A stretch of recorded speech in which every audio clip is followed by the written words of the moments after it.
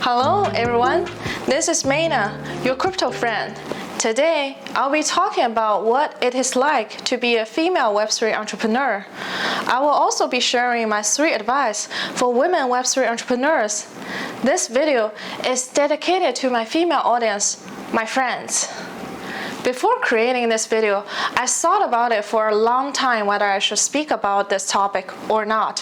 First, for sure that I'm not qualified as the most successful female Web3 entrepreneur that you could think of.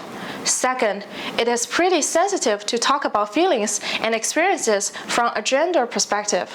However, as I met with more female founders and builders in the Web3 space, I realized that we all shared similar feelings and experiences. I find it super beneficial for me to learn their inspiring stories, the obstacles they have faced, and how they have dealt with different situations. I have created projects from end to end, including product ideation, fundraising, business development, tokenomics design, community management, and etc. Hence, I would like to share my experience so my female audience can feel encouraged and supported. Disclaimer, this video is entirely based on my own experience, so if you feel differently, please comment below and I will be more than happy to discuss it with you. As a female entrepreneur or decent-looking female, I've always been asked, do you think you get more opportunities as a good-looking woman in the Web3 space? The answer is yes and no. The yes part is that being a woman in a male-dominated industry, naturally, it is easier for women to get noticed and to connect with more people. Whenever I go to the industry conferences and parties, people are willing to at least talk to me and learn more about what I have been working on. However, the no part is that if you are trying to build your own project, even though it is easier for you to gain the opportunity to talk to the right people, meaning potential investors and business partners, it does not mean that it is easier for girls to convert those opportunities into success. Once you pitch your ideas to the relevant parties, the other party will assess the idea and execution plan the same way as they will do for male entrepreneurs. Business is business, and nobody wants to lose money. This is the reality.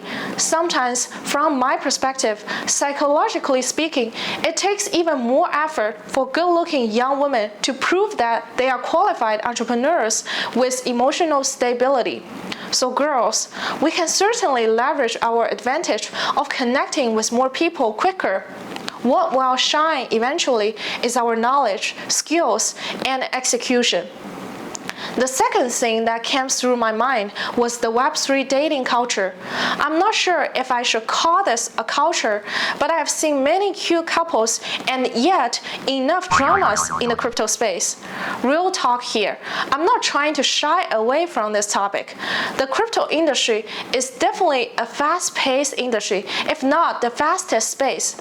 People who work in Web3 share the same belief in the industry's future growth, who are quick learners and self-driven workaholics.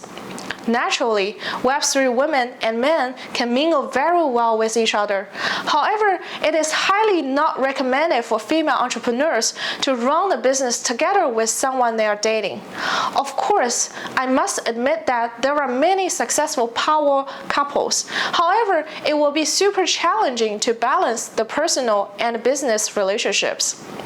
I've seen many dramas while the female entrepreneur felt that she was in an imbalanced relationship and was bullied in a certain way. Essentially, they must either seek legal assistance or speak out on social media for justice. Either way, it is really harmful to female entrepreneurs mentally and financially. Don't let anything get in your way, my dear women entrepreneurs. I know Web3 guys are smart, charming, and persuasive. However, you have got your business to grow. To couples that work on the same project or company in the Web3 space, if you feel offended by what I said, I'm so sorry, and I really hope you stay sweet and happy. Third, I wanted to encourage the female Web3 entrepreneurs to speak out more. Research shows that men are 4 times more likely than women to ask. As a woman, we do not speak out enough. We do not negotiate enough. Naturally, we do not want to confront other people. However, being an entrepreneur, we must do it all the time. The Entrepreneur Lesson 101 is negotiation. We need to negotiate for a better partnership, a better deal, or even a faster product development timeline.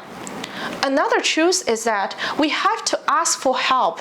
As a female entrepreneur, I know that we are all committed to the things we are working on and are extremely hardworking. However, there's only so much that we could achieve on our own. We need to learn to utilize our resources and ask the right people for help. Surround ourselves with people who truly support us and keep a distance from those who discourage us. Those are my 3 advice for female Web3 entrepreneurs. I hope that you enjoyed my video today. Thank you for watching. See you next time. Bye.